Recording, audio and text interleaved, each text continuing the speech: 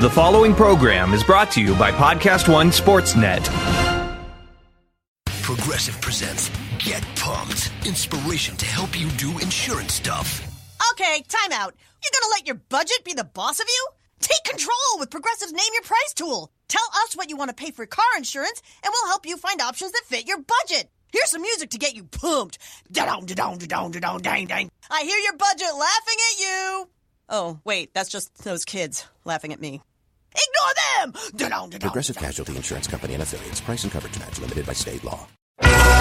Direct from the heart of Lakers Nation, Podcast One Sportsnet brings you America's Lakers Podcast with Jay Mohr, the official podcast of the Los Angeles Lakers. Get the inside scoop without the gossip about your favorite team that lives up to the purple and gold standard. Here's your host, Jay Mohr. How about them free throws? 80%. That is a winning remedy. I'm proud of you boys. Purple and gold. Let's go, Aaron. It's so good to be back in the underground, brother. Hoo-ha. America's Lakers Podcast. Jay Mohr at JayMohr37. Aaron Larsoul at Aaron Larsoul. Easy enough. Except my name's incredibly difficult to spell, but easy enough. Aaron Larsoul. Larsuel. That's right, Al. Purple and gold standard. We hit it. We beat the Hawks. And you know, Tom, this is America's Lakers Podcast. Corey Fry on the wheels of steel. Hello. Do your thoughts and prayers go out to the Atlanta Hawks for having the worst record in the NBA? Schrader, of course, with a good game. Tom Jackson. I am, of course, Chris Berman.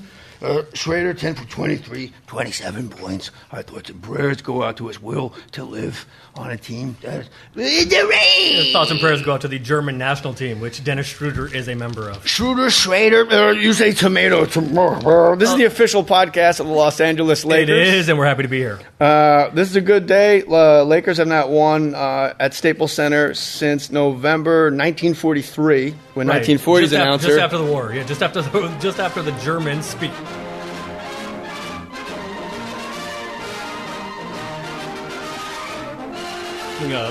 The Germans bombed Pearl Harbor, to quote the movie. Come on out to the hardwood, friends, and watch Pappy McGillicuddy be banned for life for dunking a basketball, being a show-off. How have we not done 40's announcer on this podcast yet? I was thinking about it when you were on your way over. The Atlanta Hawks make their way by train all the way through the great arches of St. Louis, friends. 40's announcer, here we are. Do they have real live black men? They have real live African-American males. Look out! Put a tent on that circus, friends. It's 1940-something. By the way, congratulations to the Atlanta Hawks for having their day glow black and Sharpie yellow road jerseys. There's alternative road jerseys, and then there's... Yeah, those don't look great, do they? They've never had... And they also have that weird pattern in them. It looks like... it's always like a what's malt the symbol, liquor like ad. the greater than, less than symbol? It looks like they have a bunch of triangles kind of woven into the jersey, into the fabric. They've always had terrible, since Neek. Oh. Always. It looks like a liquor ad. Like a, Malt liquor? Yeah, like where's Billy D with that mustache? That's just a straight bull. Where's That's Lando cool. Calrissian? Lakers win, everybody. Al Pacino, 132. Are you going to tell me we let the Atlanta Hawks score 113 points? Doesn't matter. No. Lakers win. It's a joyful time. Everything just clicked was the first thing I wrote down. Things just clicked was my first note on the game. It's a great note. Things just clicked. That's how it's supposed to look. Not at first. Luke Walton, who, by the way, we need to point out right away, is not on any hot seat whatsoever. There's been a lot of erroneous reports, Yes. and you come here for the truth. Luke Walton, Doc Rivers, on the other hand. Yeah, we're going to give you a coach. coach that is on the hot seat a little later on in the episode. I think I just blew it. Yeah, kind of. Luke Walton is not on any hot seat whatsoever. He's been given like an 82-game science experiment to mix and match. A lot of people go crazy for the rotations. Tonight, I thought the rotations were pretty spot on. Lakers 132, Hawks 113. It is Sunday night. You'll get this now. Live, recorded from the underground. Lonzo Ball. Did you just say live and recorded? Yes, I did. All right. They're listening live, but we've recorded it. Lonzo Ball, You'll listen to this Monday. Tomorrow for us, today for you. Live to tape. Live Yes, to tape right. in front of a live audience. Studio only. Lonzo Ball, my second note, is a very good NBA point guard.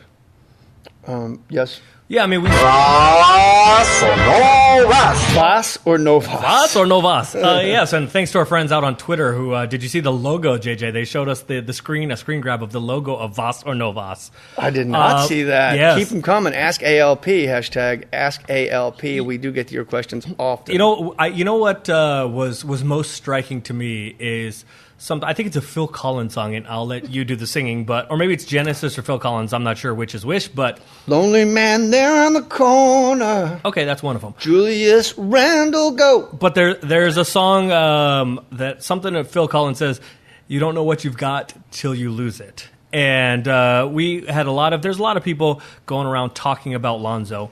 And the Lakers' defense, while Lonzo was out hurt with that shoulder injury, the Lakers' defense was just awful. But more crucial to me and more telling to me was not that the Lakers' offense was not good, bad perhaps you could call it, but they just looked disorganized.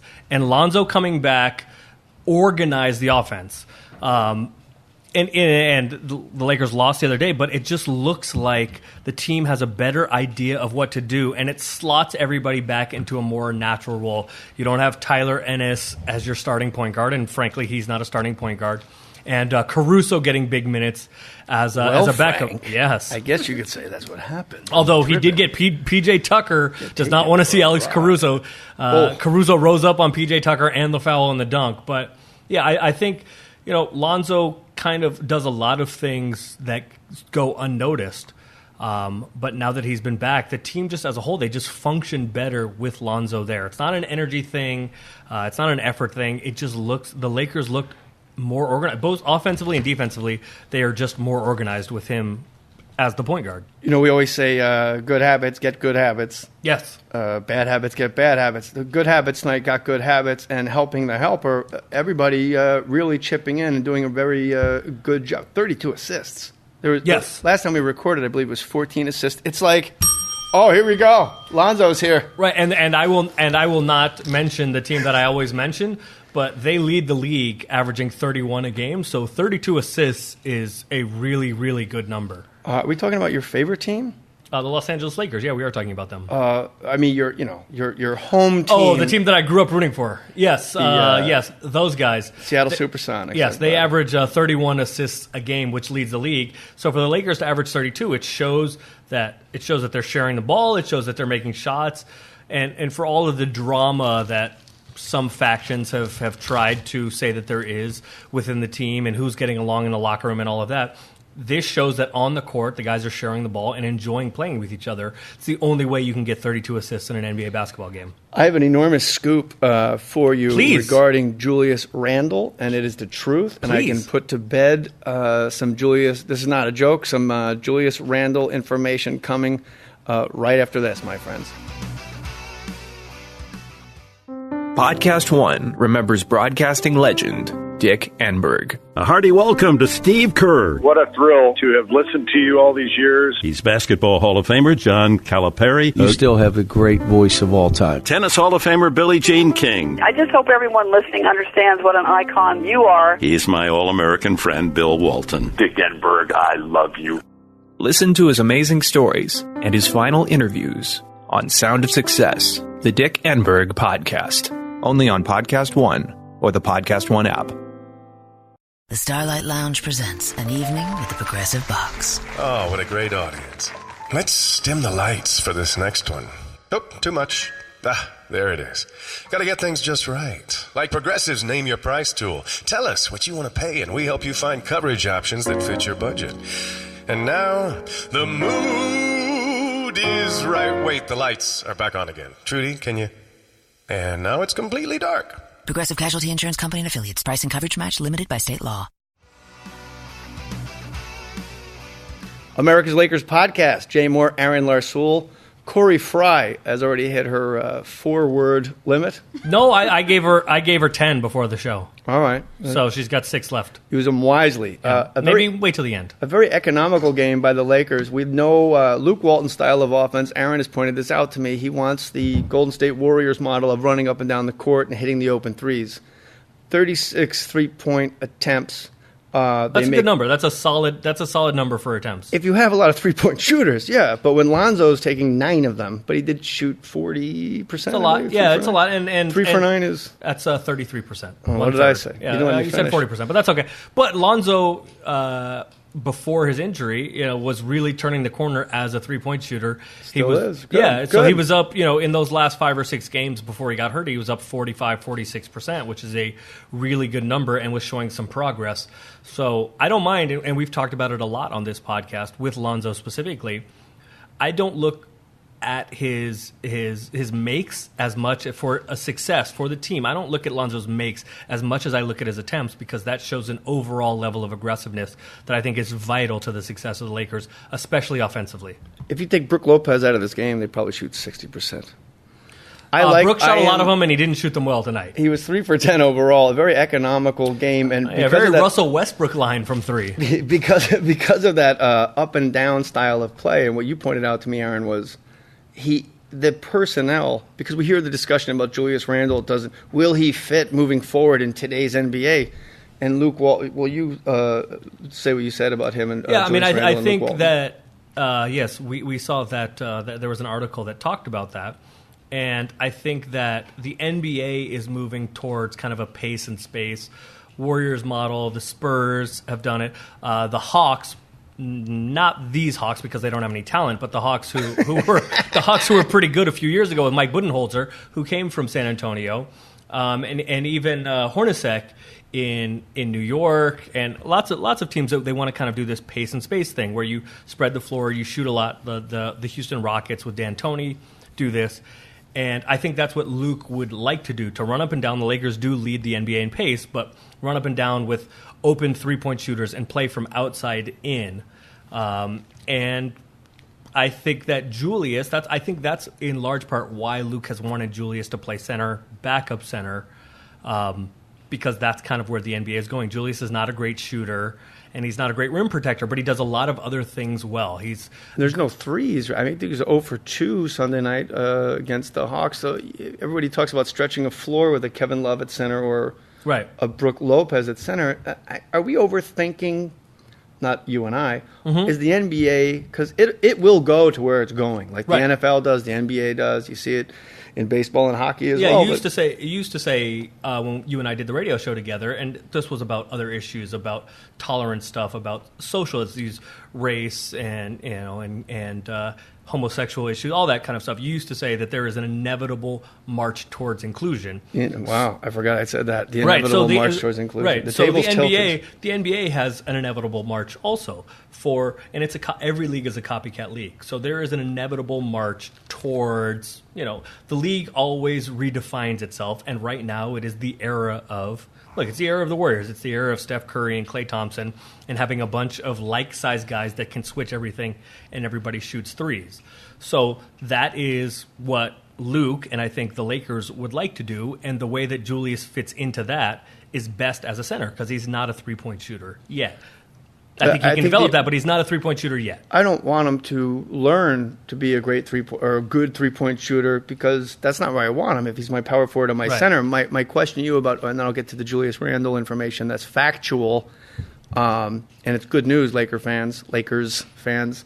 This is America's Lakers podcast. Please rate and review on whatever, the one and only, iTunes or however you listen, Stitcher. Yes, on your SoundCloud, Podcast One app, all that. Title. And share it, please, as we... Corey, speak. You have 6 words left. On jmohr.com. Can I be dumb guy here? Yeah. The podcast is on jmohr.com, JJ? Well, yes, dumb guy. That's what she actually just said. She just said... So I can get it on jmohr.com. Yeah, dumb guy, dumb guy. That's exact... She just said... Listen... If the NBA, maybe I think there's some overthinking with other coaches that aren't the masterminds of the run and the gun. And that is, we all want, not we, the coaches, they want centers to hit the threes. Like the Kristaps Porzingises of the world, he's not a center. He's not even like a power forward at all. He's a three. He's a swing man. And Brook Lopez hits threes, and it's like, that's where the NBA is going. If you want to truly stretch the floor, don't you want a 7-footer under the basket throwing bows so the guards can be out there hitting threes? Well, the fascinating thing that you're saying is, once guys like Brook Lopez, once they're pulled away from the rim, or Anthony Davis in New Orleans, or all of these guys, or Kristaps Porzingis, or Karl Anthony Towns in Minnesota. Once you get all of these guys shooting threes, even Blake Griffin. We're going to talk about the Clippers in a little bit, but even Blake Griffin. Some of these guys. Blake Griffith. Blake Griffith, yes. Griffith Harder, right? Is that what it was? Come on, Blake Griffith. Yeah. So all of these guys who one of their best skills is as a rebounder, especially an offensive rebounder. Making them stretch fours and stretch fives, pulling them away from the rim, it kind of limits their effectiveness because it takes away what they do. One of the things that they do really well offensively is offensive rebound. And if you're out there shooting threes, it takes you away from offensive rebounding position. So, yes, it is where the NBA is going. But, JJ, you're right. There is definitely something to be said for somebody needs to collect all of those misses. Even the best three-point shooters, Steph Curry is missing 5 or 6 out of 10 threes. So somebody needs to collect all of those rebounds. You hopefully can get some of them offensively. Marc Gasol is another example of a pretty traditional center who has been pulled away from the basket, at least offensively, because he's shooting. So, JJ, I think there's definitely something to be said about your centers and possibly even power forwards camping out up under the basket because somebody needs to get those rebounds. It's really interesting what New Orleans is trying to do because they have gotten 2 really dominant big guys. They have Boogie Cousins and Anthony Davis, and they're kind of trying to buck the trend of everybody pulling away from the basket. And they're saying, look, we're going to do something now that the NBA has gotten to smaller guys and pace and space. We're going to still try to have those 2 7-footers, those dominant 7-footers, and let's see if your little guys can guard us. It's kind of an interesting test case. The roster around them isn't good enough, but it's an interesting test case of kind of like a Moneyball model where the league has shifted in a certain way. So maybe now the inefficiency is in the really talented big guys. Let's get up under there and see if we can beat you up a little bit. Get up under where? Oh, boy. Up under the covers? I think it's the inevitable march towards inclusion, and that my inevitability is that the NBA will circle back and do that. There will be a back-to-the-basket center, which Brook Lopez would probably be A+ no matter where he went. I mean, he certainly was. That was his power forward, that was his which career. Julius Randle absolutely is. I almost said exceptional. Power forward, certainly whatever between great and very good is. That's where I put Julius Randle as a power forward in the NBA. You look at teams like the Golden State Warriors. They Jaja's not taking threes. No, JaVale McGee, if he takes a three, it's like, what are you doing? He's coming off the floor. Yeah, so Jordan Bell does not. We're David West overthinking does the not. model because the model is the shooters shoot. Yes. The bigs stay big underneath. Like no center. Draymond once in a while, and he's very economical with his threes when he hits them when he takes them.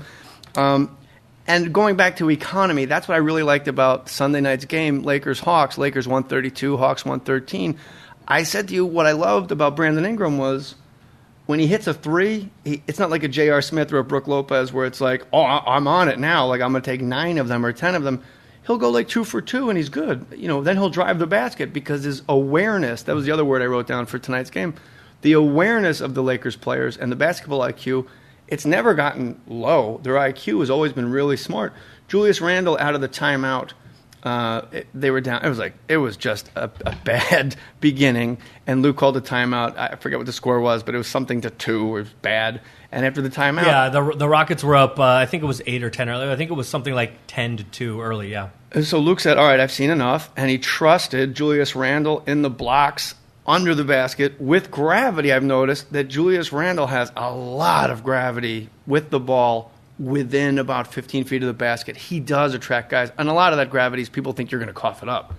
But he didn't, and he hit Brandon Ingram streaking right down the middle. So Brandon Ingram's night was 20 points, incredibly economical. Mm-hmm. I think it was 6 of 7. For 7. Yeah. And from the free throw line, they were 80%. Everybody was pretty economical. Lonzo's shooting was, this is how far we've come as a team, my friends, is that Lonzo's shooting was not where you want it to be. You're like, oh, it's too bad he didn't shoot so good.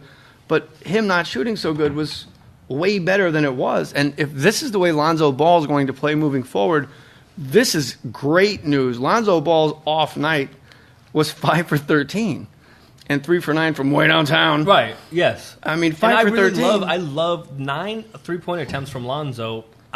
look, you want him to make 4 of those, maybe 5 of those, but the fact that he shot 9 of them and the shot looked comfortable and aggressive.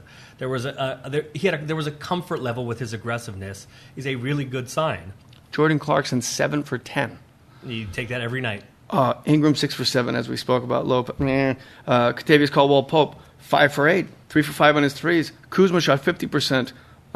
Yes. Oof! KCP, whose work furlough program should be coming to an end here any day. It is done now. Okay. Yeah, and Larry Nance Jr. 6 for 6. Yes. Like it seems like you should have more than 13 points if you shoot. That's how much we've gone to the 3-point line.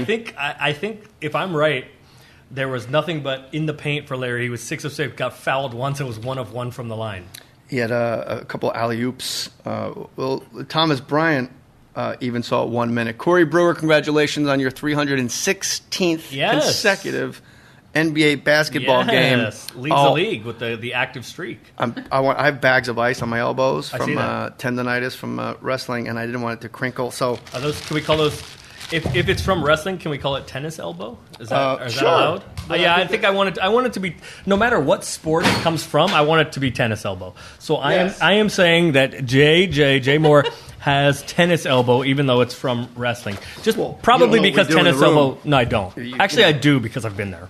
You were there. Just tennis elbow sounds like pretty not masculine, so I'm going to call it tennis elbow. I asked you who benefits when a quote comes out like the Lakers say, we'd love to trade Julius Randle. Yeah. We'd love to trade Jordan Clarkson. So my answer to that is whenever you hear anything in the media that comes from somewhere, and it behooves everyone, fans out there, Laker fans out there, NBA fans out there, it behooves you to try to think critically. When you hear a story, whether it's from any of the ESPN guys, any of the Fox guys, any of the local Lakers guys, or whatever team you root for, any of the local guys, when a story comes out, you got to think critically and think, who benefits from this story getting out there? And most often, it is somebody in a front office, because all these guys are sourced. So when somebody comes out there, you think, who benefits from this story coming out? And more often than not, it is an agent or a front office. And often, if it's a story that seems a little funny to you,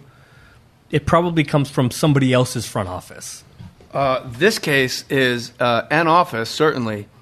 The offices of CAA. Well, there you go. That's an agent. Talent agency that leaked the story, and this is factual, that we'd love to trade Julius Randle. That came from CAA.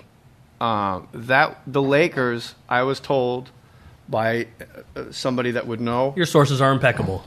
And yes, thank you. They really want to keep Julius Randle. This is news for Lakers fans. They do not want to trade Julius Randle. They, quote, really want to keep him. They do not at all want to trade him. Or, that really made me happy. And it also made me dually happy. Dually? I like it. A lot more happily. A lot more happy. Dually. No, you're. It made me happily. My stepdad's dually. from the country. In Arkansas, and he says the best way to get out of a hole is stop digging. So I disagree. I dig until I see light, and I'm exhausted with my spine sticking out of my neck.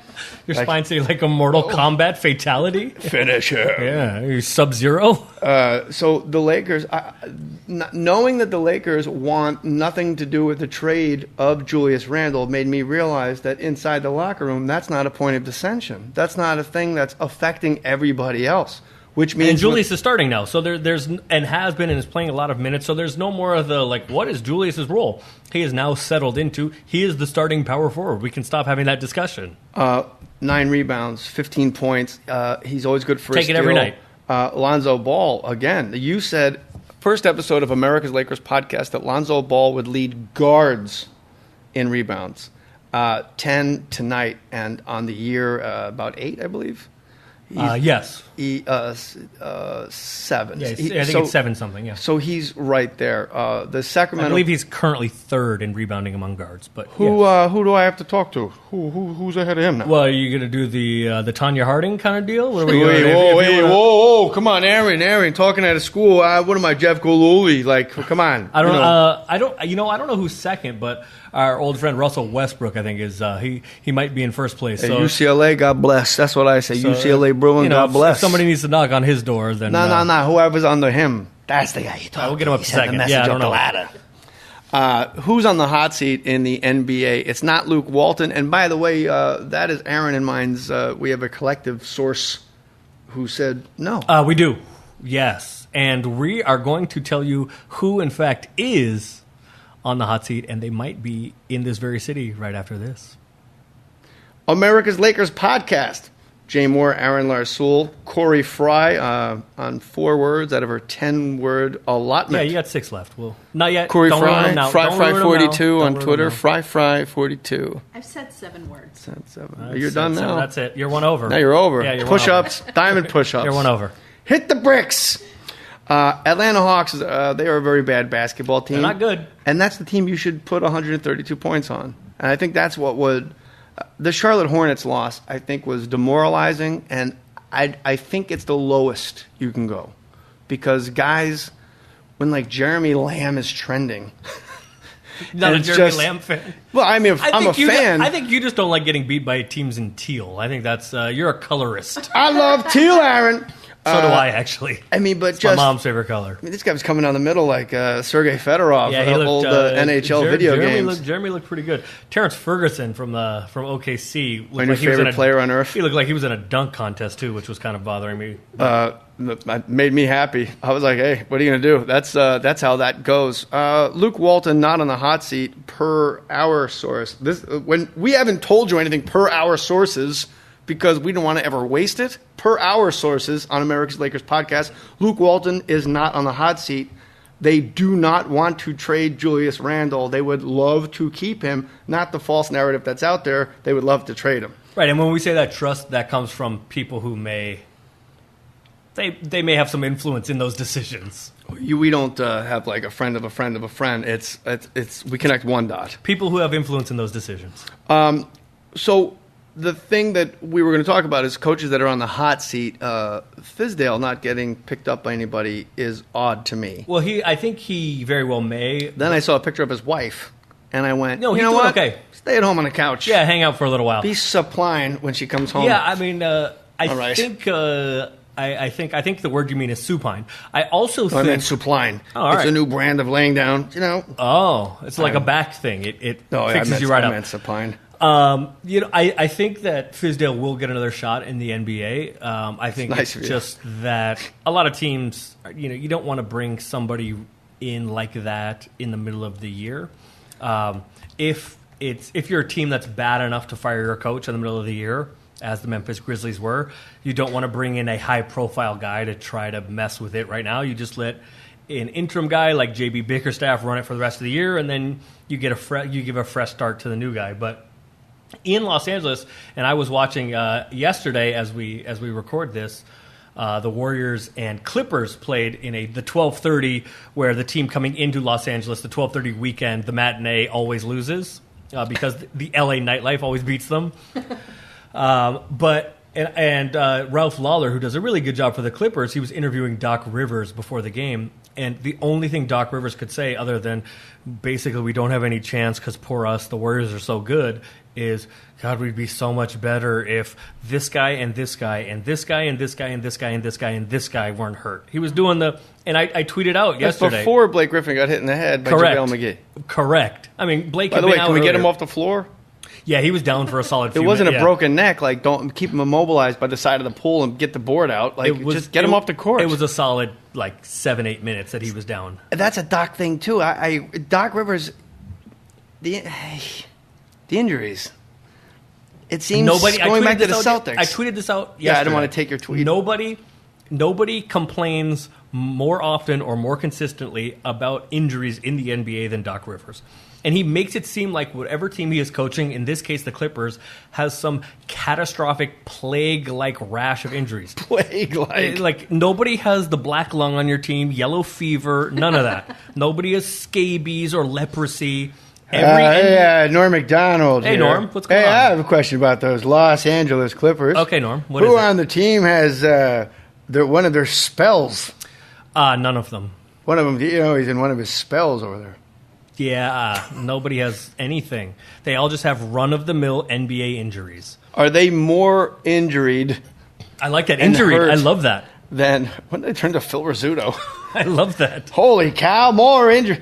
Do they have more injuries than anybody else in the NBA? No, they don't. Their starting point guard, 1 through 5. So recently, they have had trouble because their backcourt. They have a lot of guys injuries. Tyrone Wallace came up from the G League because they had a lot of injuries at point guard. Patrick Beverley is out for the year. Milos Teodosic has been hurt, then back, then hurt again. But hold on. The only reason you should lament, Doc Rivers, that Patrick Beverley is hurt is because Chris Paul forced his own exit from a team to go to a better team. Correct. So, I mean, let's not act like Patrick Beverley being out is like losing Chris Paul. No, but, I mean, DeAndre Jordan, who's one of their best players, plays every single game. They signed guys that, look, they gave Blake Griffin a huge contract. He's always hurt. They just paid Danilo Gallinari in the offseason. I think he got 3 years, 60-something million. He was hurt before he got there. Danilo Gallinari's, I think he's played more than 62 games in an NBA season once. What do you expect? So they've had some injuries, but Doc Rivers continues to act like it's plague-like and completely unfair, and he complains about it.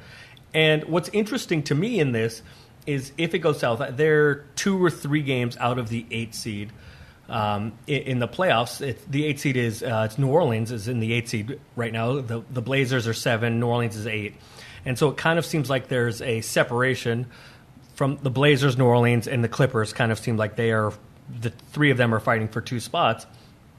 But what is interesting to me is if they fall back a little bit more, what are they going to do with DeAndre Jordan? The trade deadline has been moved up this year. It's February 8th. It's before the All-Star game. Last year, the All-Star game there was the uncomfortable part with Boogie Cousins finding out he was traded during the All-Star game and during a press conference, which was very uncomfortable. So the trade deadline's been moved up now. So what happens if the Clippers kind of start falling back from the pack? Will they trade DeAndre Jordan? And if they do, we've already seen that Doc Rivers forced an exit. The reason he got to the Clippers was because he didn't want to have anything to do with rebuilding in Boston. Doc Rivers is not a rebuilding coach. He had the GM title stripped from him in the offseason. So what happens if they do end up trading DeAndre and start to rebuild? I don't think Doc's in for it. I think Doc is on the hot seat, and would be surprised. By the way, that's not like our opinion. We know that Doc Rivers is indeed on the hot seat. I would be surprised if Doc Rivers is the coach of the Clippers opening day of next year. I would say it's impossible. And I'm going to tell you this. The moment Jerry West said, yes, I'll come aboard, that's when everything started going against Doc Rivers. Right, not his guy. Not his selection, right. And if you remove Blake Griffin from the Clippers, they haven't had that many injuries. Blake Griffin missed 2 months with a knee injury. Then he came back and he took an elbow to the head like WWE. Kaya! Throw the damn towel. 2 months he missed with it. So Blake Griffin's, now this will be out like forever. Yeah, Blake Griffin's always hurt. He's punching. So then why give him $170 million? Whose fault is that? Mine? Yes. Jerry's? Yeah, you signed the contract. Who? Did Jerry West do that? The logo? No, I think Blake actually signed a couple days before, but that's a Steve Ballmer thing. He doesn't, because if you get rid of Blake, you're irrelevant. I mean, the Clippers are only sort of relevant anyway in Los Angeles. But if you get rid of, relevant at all, I'm being serious. If you don't have Blake, if you don't have like the face of your franchise, especially after Chris Paul left, if you don't have Blake Griffin, you may as well turn the lights out. Move to Seattle, turn the lights out. There's nothing left. Nobody's coming anymore. Teodosic is out. Austin Rivers is out. Look, Austin Rivers, is that a starting guard in the NBA on any other team? He is. No. Yes. But, okay. No, that's it. No. Lou Williams. Lou Williams has been fantastic for them. So he's in. He had a sore ankle, but he didn't miss time. Lou Williams has been playing. And Blake Griffin out. Has 6 games of 30 points or more off the bench in the last 3 weeks. So Blake Griffin is the one. Milos Teodosic has a plantar fascia soreness. Austin Rivers. No, and Beverly's out for the year. Yeah. So you got Blake Griffin. And Danilo Gallinari has. I think he has a. Doesn't count. I think he has a. I'm not even trying to be funny. He has a sore ass. Strained glute. There you go. You're talking about that strained glute. I am indeed, Norm. So if you construct a team of guys that get hurt, Danilo Gallinari and Blake Griffin alone are good for 30 games. Right. You could put them in definitely getting hurt. Patrick Beverley too. You knew that. And when Doc Rivers is quoted as saying, I just need warriors right now. I need fighters. No, bro. You need Jerry West to go, no thank you. Doc Rivers on the hot seat, and that would make Jerry West the most powerful man not named Irvin Magic Johnson in Los Angeles because he'd be able to hire his guy. Who would be the Clippers coach? That's a great question. I'm sick talking about the Clippers this long. That is a great question. Yeah. All right, we're done talking Who about do you think Clippers. it would be? Oh, I don't know. That's a great question, though. Because Jerry West back in that decision-making, official decision-making. I wish he had to coach. That'd be hilarious. He'd go crazy. Let Jerry. You know what? He's going to hire himself. Jerry West is going to coach. That'd be a boss move. Actually, I have some sources on what I'm about to say, too. I think the Players Association, the next time the negotiations come up, I think the Players Association is going to fight to make it not a thing anymore where a coach and a decision maker as far as personnel can be the same guy. I think they're going to do away with that.